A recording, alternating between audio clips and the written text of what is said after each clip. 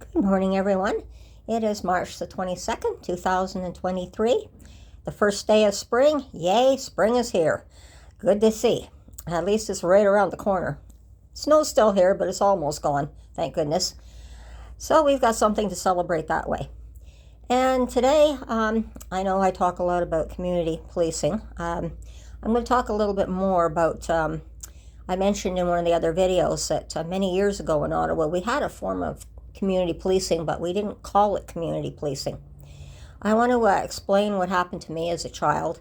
Now, being part Indigenous as well, one of the things that we do learn in our culture, in the Indigenous culture, is our stories are so terribly important to us because they do help us live our lives and explain how to do things properly. So I'm going to be telling you another story, and that's how I do my videos. I like to tell the stories because we do learn a lot from the stories. So I'm going to go back in a time when I was about 4 or 5 years old, growing up here in Ottawa, in the community of just near Westboro. And back at that time, we had, this was long before the Elgin Street Police Station, we had the old Waller Street Police Station, we called Station Number 1. We had Station Number 2, was located in Westboro. And that at that time it was considered the little village of Westboro because we were kind of almost on the outskirts of the city, but we were expanding and growing at that time in the 50s. So what I want to talk about is if you, anyone who's my age may remember the little Number 2 station in Westboro. It was between Byron and Richmond Road.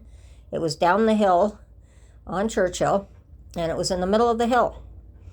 And something happened to me as a child, and I want to tell you about the story and what happened. So it was more about, I grew up understanding that growing up, police were far more than just, police officers did far more than just catch the bad guys. In my case, I want to explain what happened. And it's a story of me on my runaway tricycle at 4 or 5 years old. Now, if anyone remembers, and I think it was about 10 years ago, there was a bicycle shop right at the corner of Churchill and Richmond Road. Now, my mother had been taking my brother's bike, and it had to get repaired. So I was racing ahead of her on my tricycle. We got to the hill. I was starting to go down the hill on Richmond Road, and my feet came off the pedals. Oh boy. That set things in motion. I couldn't get my feet back on the pedals. And of course, going downhill, you just keep going faster and faster. So here I am, and I'm going faster. I'm getting terrified. And I go racing right past the police station. It's got a big picture window in it.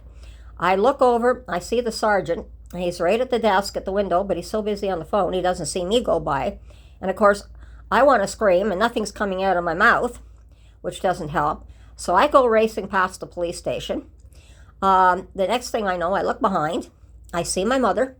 She's coming behind, seeing me at the top of the hill. She sees me in trouble. She drops my brother's bicycle and starts running down the hill after me.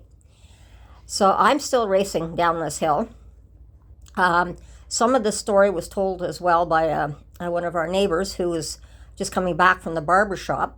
And he was right across the opposite side of the street from the police station as well, so I'll be also explaining it for him, his view.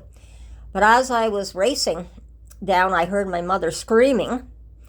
Nothing was happening at first.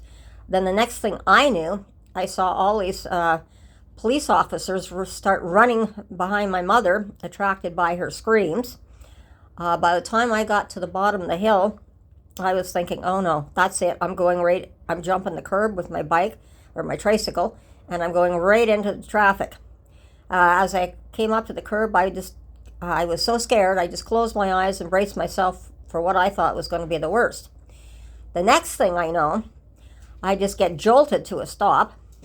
When I open my eyes, I look up, and who do I see but this police officer with his hands firmly on my handlebars of my tricycle. He stopped me. All I see is these big blue eyes, sparkling blue eyes looking at me, this great big smile, And this big booming voice came out. "Now you're going to be just fine now, young lady. You're okay. Everything's fine." And then my mother catches up to me, as well as all the sea of blue behind her, all the police officers. Now our neighbor from down the street, who was coming back from the barber shop, this is how he described it, as coming down, as looking. He saw everything happening, unfolding. He saw me go racing past the police station. The sergeant didn't see me. My mother racing past, screaming. The sergeant apparently dropping the phone, and his jaw was on the desk like, "Lady, if you're in trouble, why are you running past the police station? We're right here." He was saying that there was about 6 police officers they were in the middle of changing shifts. This is why there were so many police officers at the time. And so he saw about these big 6-foot police officers trying to all get through the doorway at once. And that wasn't, all he saw was arms and legs, and that didn't help very much until they figured out how to get out. He said officers coming in were just slamming the brakes on, stopping the cars that they were in, jumping out of the cars. The same thing in the parking lot right beside the police station, and they were coming from all directions. And by the time I got stopped at the bottom, it was interesting because what he also said was looking at the traffic was crazy, because it also, all the commotion stirred up the fire department, which was also a block away, which explained why I suddenly found myself also looking up at the police officer when the police chief with one of his assistants came up with a big axe in his hands, and says, well, and says to the police officer who just stopped me, "Well, where's the fire?" And all I hear from behind me is, "It's okay, Chief, we put out the fire." And I'm kind of left, well, oh my goodness, where did the police start putting out fires? So I was a little confused at 4 or 5 years old. But then again, our friend said it was just crazy because all I could hear was these whistles blowing, and that's what our officers used back at that time when I was just getting near the curb. And so he described what had happened was he saw 2 officers walking on Richmond Road. The one that stopped me apparently realized I was in trouble. He ran out in the moving traffic, jumped over the hood of the car to get to me, and luckily he got to me. The other officer ran into the middle of the intersection with his whistle, trying to stop the traffic, which of course set everybody in commotion, in action with all the commotion, of course, going on. So, and then as my neighbor had said, it just looked like a scene right out of an episode of the Keystone Cops. And for those who were too young to know what the Keystone Cops were, that was a silent movie area around 1900 when they had cops doing all kinds of things back then, and they were funny back then. So I was really wanting to explain some of the things the way I grew up. And I also grew up, as I said, understanding that police officers were there not only for catching the bad guys, but they did all kinds of good things for people to help people. Now, if we can get back to realizing that, and unfortunately, what we're seeing today with all the problems that we're having is we're seeing more officers just slamming people face first into the ground and arresting them. Is it because of all the cop shows that we see on TV, where enforcement seems to be the only way? No, it's not the only way. But like I said, this is what it was, feeling safe in the community. And then growing up around the number 2 station, by that time, everybody knew my mother and myself. So when the officers were walking the beat, they always used to say, "Hi, how's it going?"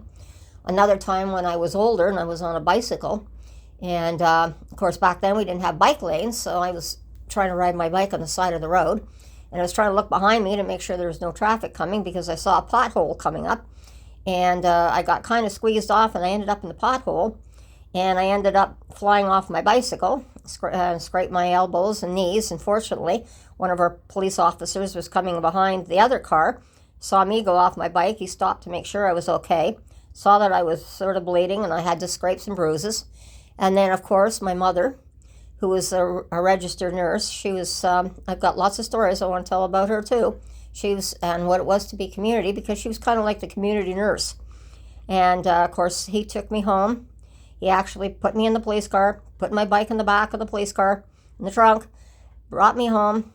And of course, my mom thought, uh-oh, I'm in trouble at first. And then she realized after I had these scrapes and bruises, and he just brought me home so that she could clean me up because I wasn't seriously hurt.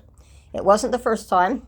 Afterwards, she started getting used to police officers bringing in little kids with bumps and bruises and whatnot that were not serious but needed some attention.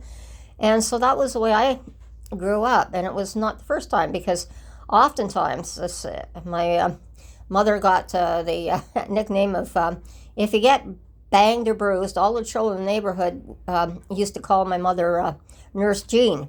Go see Nurse Jean. She'll fix you up. So it got to the point where my mom used to have to keep a supply of Band-Aids in the house for all these children coming in. And so she could patch them up and fix them up. And it was always usually something minor. And one day, I remember it was funny, we had 2 little girls left, and they both had bruises, and Mom had 1 Band-Aid left. And she's going, uh-oh, how do I split a Band-Aid between 2 little ones? And fortunately, my father came to the rescue as usual. He came in, looked at my mom with the 1 Band-Aid and said, "It's okay, Jean, don't worry. I've got Band-Aids. I just went to I stopped by at the drugstore on the way home from work, knowing you probably need some more. So here's another box of Band-Aids." So that kind of saved the day. So both children got Band-Aids on their skinned knees that day. But this is the way community was. People got to know each other. My mom was a registered nurse. People would come to her for advice. And I think it was really good. But the police officers themselves, this was a form of community policing that we had back then, but of course it wasn't called community policing. But it was, what can you do for the people? How can you serve the people in a peaceful way and keep peace? Well, it wasn't all about enforcement back then. I mean, today I know we live in a different world, but slamming people head first into the pavement's not the way either. So we have to, I feel, come back to humanity again, where we were up to a point. I can still see that at times, but we need to do everything we can to calm it down without the use of force, because it was considered that the use of force was a last resort. We need to understand that still needs to be used as a last resort, is force. So I'm going to leave this today, and I have a lot more to say. And I just wanted to share with you how I was growing up. And of course, having been rescued in such a way, I always grew up wanting to know that I wanted to help people. It was in my blood. I've seen it. And it was just wonderful having our police officers walking around talking to everybody, not enforcing everything, but just talking to everybody, letting us know that they're there. If we need help, go to them. There's nothing to be afraid of. We can go to them, and they will do whatever they can to help us. So that's what I'm going to say today, and I'm going to leave it there. And everyone have a great day, and I'll talk to you soon again. Bye-bye. Take care.